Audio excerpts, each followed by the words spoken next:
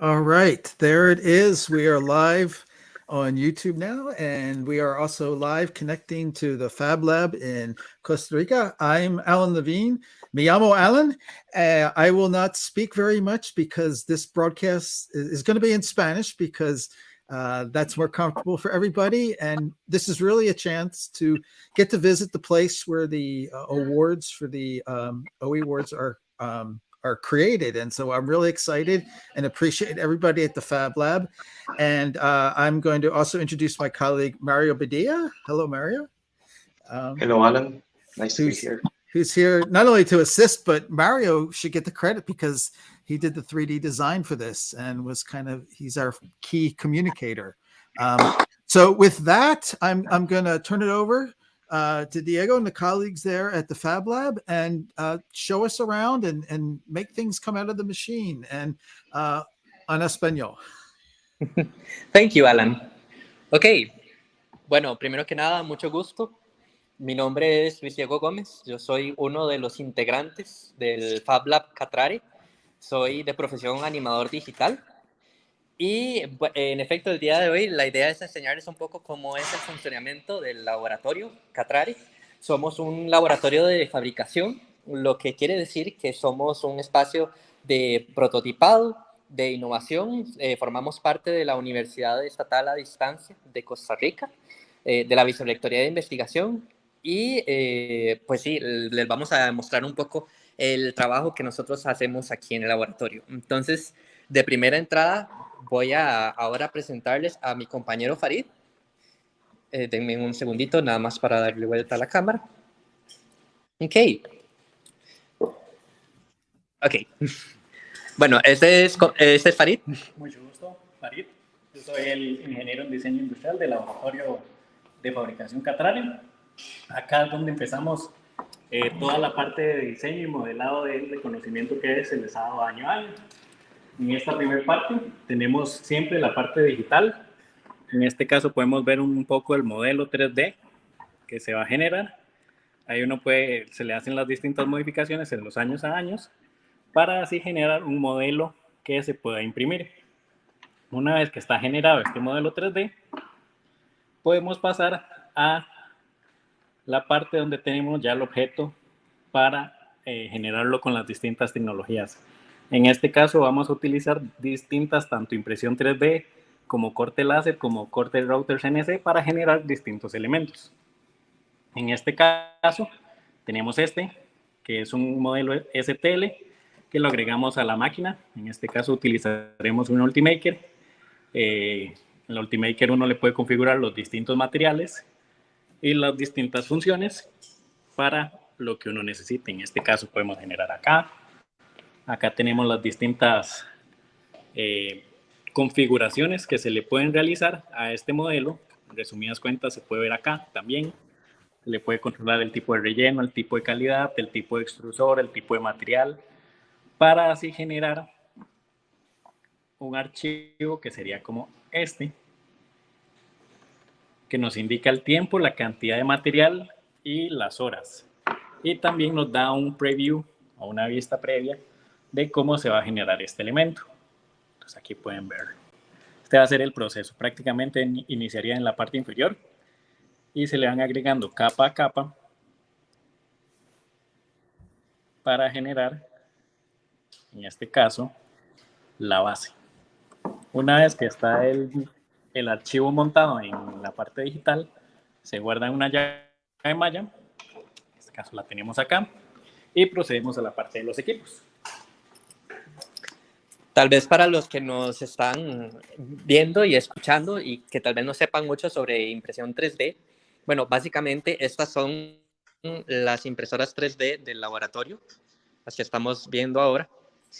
Y pues todas funcionan con tecnologías un poco distintas, pero el principio es el mismo. La impresión 3D es un método de fabricación digital que es de carácter aditivo. Entonces lo que se hace es que se fabrican cosas añadiendo material. ¿Y cómo se añade ese material? Bueno, lo que nos mostraba Farid con ese modelo 3D que en este caso hizo Mario, nosotros lo que hacemos es nada más adaptarlo ya para impresión. precisamente la máquina lo interpreta como una serie de, digamos que filetes o lo chuletea, por así decirlo, lo interpreta por capas y va dibujando, en este caso, capa por capa con material fundido, lo que pusimos a imprimir para alcanzar un resultado físico final, ¿sí? Pero entonces es una tecnología que funciona de manera aditiva a partir de los diseños que se crean, digamos, de manera digital. Entonces es fabricación asistida por computadora y por eso se le conoce como fabricación digital. También como otra parte de fabricación digital tenemos las tecnologías que son sustractivas, que lo que hacen es desgastar el material.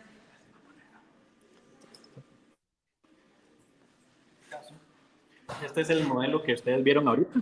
Ya este es impreso total. En este caso, lo que vamos a hacer es agregarlo. Se le agrega la parte de configurar.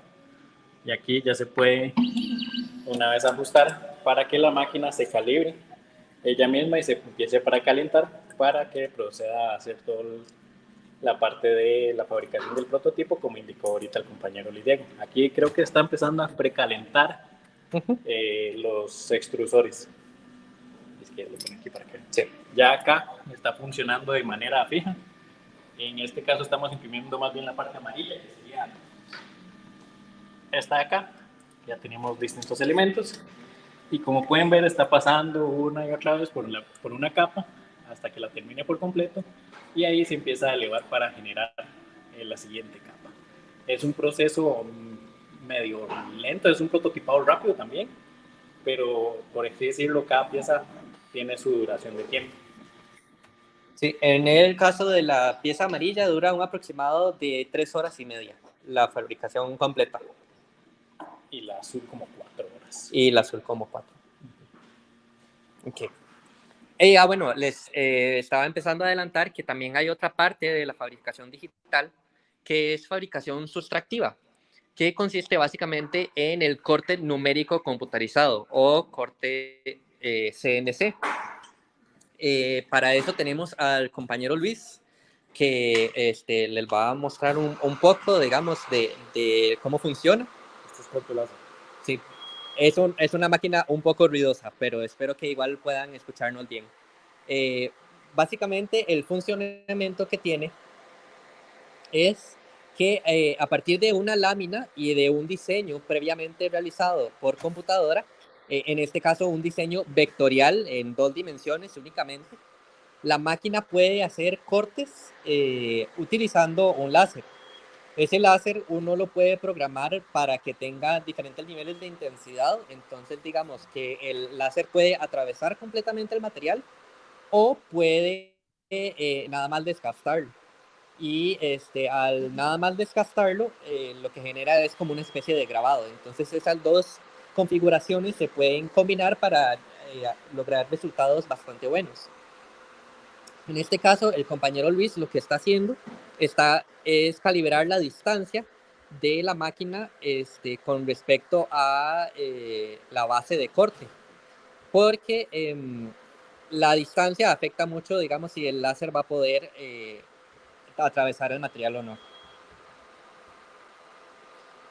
Entonces, una vez que eso está listo, en la computadora se agrega, digamos, el archivo, digamos, o el diseño que se hizo previamente en vectores.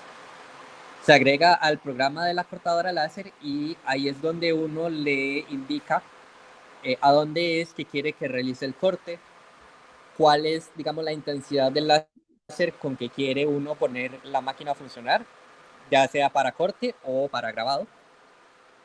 También acomodar el diseño para asegurarse de que va a cortar en una parte buena, digamos, porque una de las ventajas que tiene el corte láser es que sirve mucho para hacer prototipos muy rápidos. El corte láser es mucho más rápido que la impresión 3D y es mucho más económica, pero entonces la idea es aprovechar el material lo más posible. Y si ustedes ven, en la lámina que estamos trabajando ya habíamos hecho algunos cortes previos, entonces hay que asegurarse que el láser va a cortar en donde uno necesita que corte. pero bueno, ya lo podemos ver en acción en este momento. Entonces, básicamente, a partir de las coordenadas que uno le da a la máquina con ese diseño en vector que les decíamos, la máquina va a hacer el láser un corte moviéndose en los diferentes ejes, en eje X y en eje Y.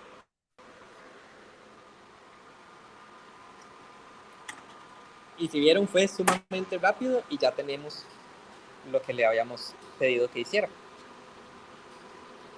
Ok, voy a enseñarles ahora algunos otros ejemplos del corte láser. Esta parte les puede parecer un poco más familiar. Si ven, ya estos son diseños que teníamos adelantados para el premio. Y esto es igual corte láser, pero es con un acrílico transparente. La pieza que vimos ahora cortándose es la parte que va sobre las luces del premio. La podemos ver aquí. Exactamente. Ahora, hay otras cortadoras que son de corte numérico computarizado que no son de láser, sino que funcionan con una broca. Entonces, esas cortadoras se llaman de router. Esas son para hacer otro tipo de materiales, otros grosores, ciertamente. Si ven, por ejemplo, esta madera es bastante gruesa, entonces no podría atravesarla el láser. Entonces, estos cortes se hacen con corte router, pero igual es corte numérico computarizado, el principio es el mismo, es a partir de un diseño vectorial. Y sí, no podemos enseñarles esa máquina porque esa, al trabajar diseños más grandes, está en un espacio de laboratorio en San José Centro, que ya es especializado para fabricar cosas de gran escala. Y, ok, finalmente les quiero presentar al compañero Esteban. Hola. Esteban es productor audiovisual y él está trabajando en la parte de la iluminación. Ok, como ustedes ya saben o ya han visto los premios del Open Education, tienen luz. Esta es la parte ya final del proceso de fabricación en el que tenemos un aro de luz como estos. Tiene 16 LEDs RGB y un microcontrolador basado en Arduino que se llama Adafruit Pro Trinket. Lo que hacemos es que se solda. Aquí podemos ver un poco el proceso.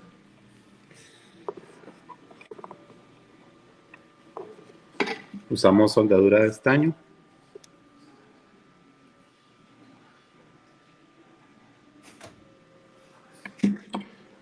Y una vez que ya se tiene la pieza soldada, pasamos a la parte de la programación, que es por acá. Vamos a ver. Como les contaba, utilizamos una placa basada en Arduino, entonces utilizamos el software de Arduino para programar la placa. Y acá tenemos ya el primer ejemplo de la placa de este año programada, en la que al conectarla, damos ahí unos segundos.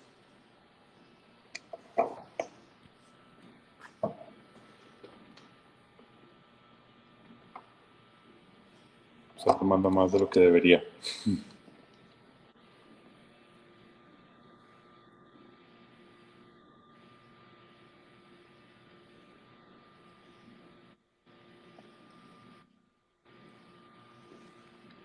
Y ahí está la placa funcionando. Sobre esa base es la que se coloca la pieza final del premio. Y esa es más o menos la parte de la electrónica y la programación del premio. Sí. Entonces, si ven, son varias tecnologías que se usan todas en conjunto para alcanzar el producto final. Y pues sí, básicamente esa era a grandes luces nuestra presentación. No sé si tienen alguna consulta adicional al respecto. Increíble. Muchas gracias. acá tenemos un poco de los modelos que se han generado previamente y Sí. las primeras pruebas también. Del 2020, el 2021 y una pruebita.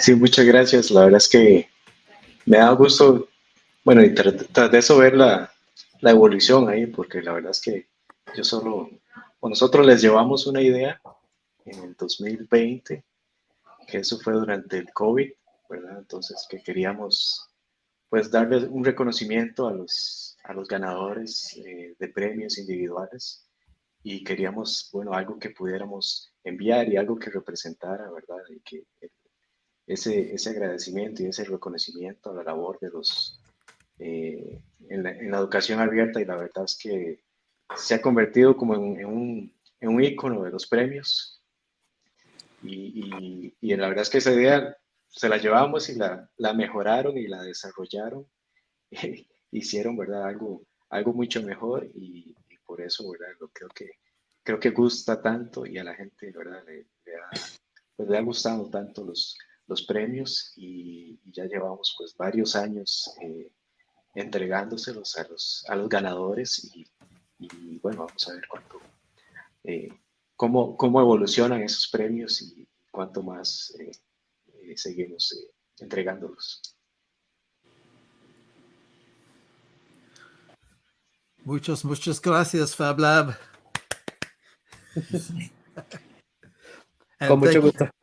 Yes. No, fantastico. And thank you, Mario, and Farid, and Luis, and Deo, and everybody there in the Fab Lab. And we look forward to sending out the awards. So we appreciate the tour. And we will we'll say goodbye. Adios. Sí. Muchas gracias por el